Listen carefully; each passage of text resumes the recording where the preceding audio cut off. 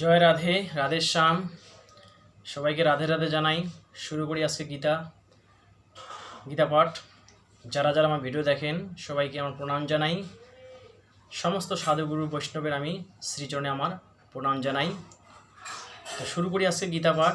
জয় জয় রাধাকৃষ্ণ প্রেমানন্দে নিতাই গৌর হরি হরি বল।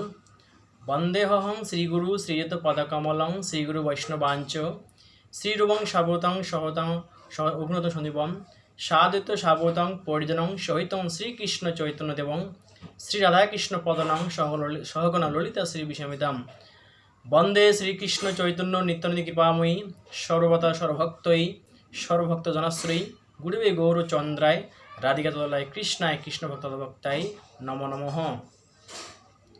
ওম অখণ্ডমণ্ডলকারং ব্যাপ্তং যেন চরাচরম তৎপদং দোষিতং যেন তস্मै শ্রীগুরুবে নমো নমঃ।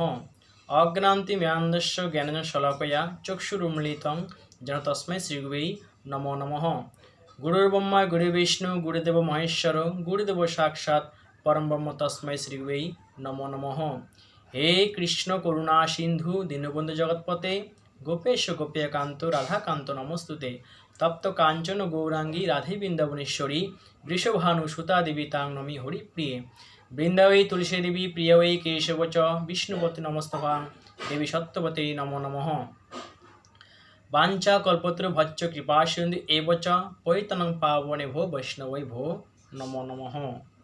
भज श्रीकृष्ण चैतन्य प्रभु नित्यानंद श्री अद्वैत गदाधर श्रीवासजत गौर भक्तवृंद जय रूप सनातन भट्ट रघुनाथ श्री भट्ट दास रघुनाथ এই ছয় গোসাই করি চরণ বন্ধন যা হইতে বিঘ্নাশ অবিষ্ট পুরাণ। ओम नारायण नमस्कृत नरंच नरोत्तम देवीं सरस्वती व्यासं ततो जयमुदराय। हरे कृष्ण कृष्ण कृष्ण हरे हरे हरे राम राम राम हरे हरे हरे कृष्ण कृष्ण कृष्ण हरे हरे हरे राम राम राम हरे हरे। निताय गौर प्रेमानंदे हरि हरि बोल।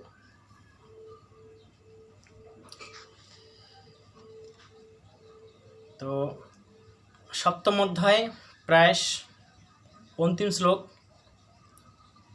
এতদিন আমরা সপ্তম অধ্যায় জ্ঞান বিজ্ঞান যোগ গীতা আমরা শ্রবণ করেছিলাম, যা ভগবান শ্রীকৃষ্ণ আমাদেরকে এখানে আমাদেরকে শিক্ষা দেন। তো আজকে সেই অন্তিম শ্লোক আমরা এখানে শ্রবণ করব, যা ভগবান শ্রীকৃষ্ণের মাধ্যমে তার মুখাশ্রিত বাণী আমাদেরকে জীবনে শিক্ষা আমরা পাই। তো আজকে অন্তিম শ্লোক 30 নম্বর শ্লোক।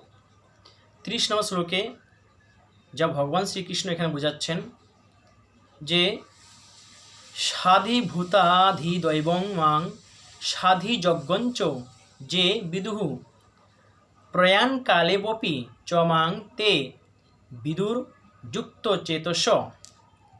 অর্থাৎ যে যাহারা অধিভূত মানে এই ভৌতিক শরীর, ভৌতিক দেহকে, ভৌতিক কর্মকে অধিভূত বলা হয়েছে।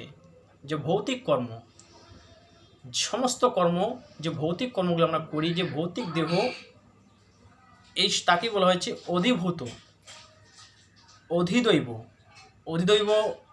অর্থাৎ যে দেবতাদের যেগুলো যে কর্মগুলি সেগুলো বলা হয়েছে অধিদৈব।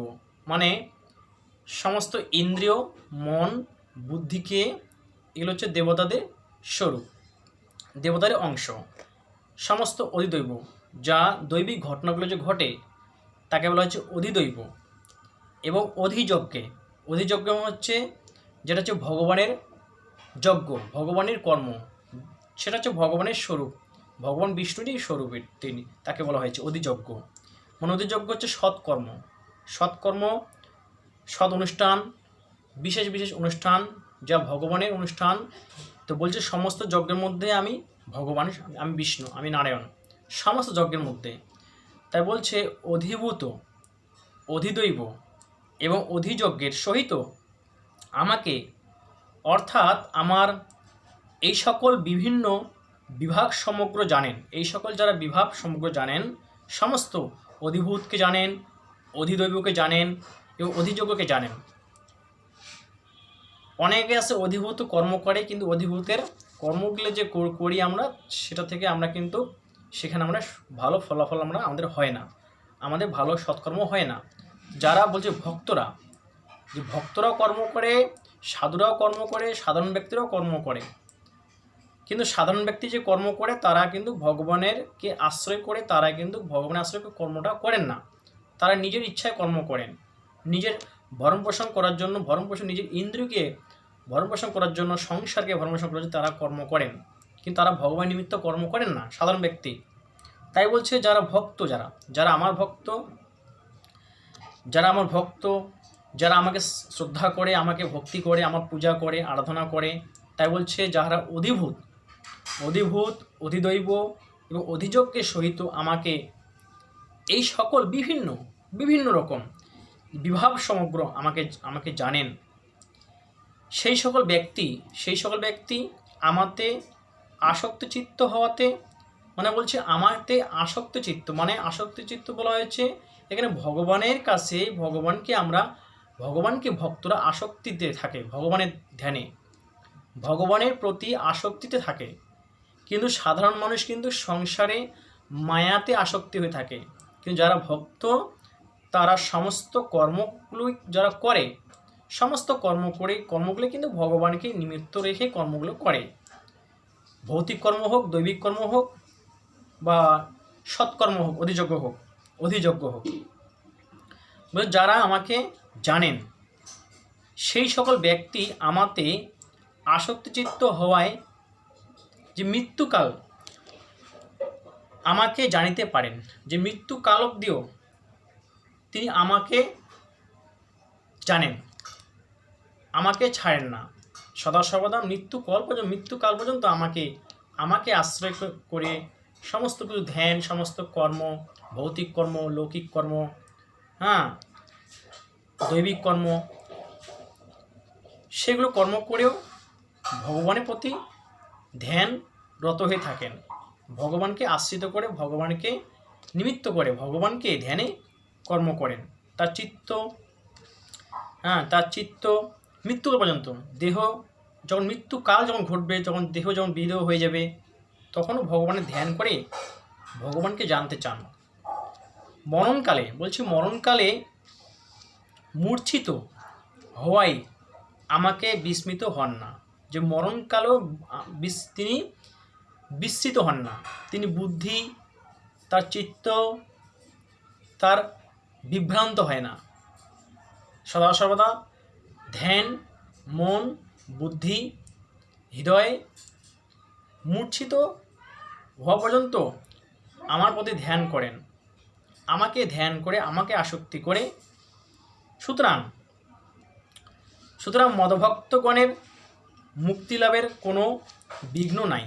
যারা মদভক্ত, যারা ভগবানের ভক্ত, যারা আমার ভক্ত, বলছেন ভগবান বললেন যাহারা আমার ভক্ত, মদভক্ত, তারা মুক্তি লাভের কোনো বিঘ্ন নাই, তাদের মুক্তি লাভের কোনো বিঘ্ন হয় না, তাদের মুক্তি হবেই, তাদের বিঘ্ন আসবে না। সদা সর্বদা ভগবান তাকে রক্ষা করে, ভগবান তাকে সুরক্ষা দেয়। তো আদিভূত, অধিদৈব, অধিযোগ্য। তো আজকে আমরা 31 নম্বর শ্লোকে আমরা এটাই জানতে পারলাম।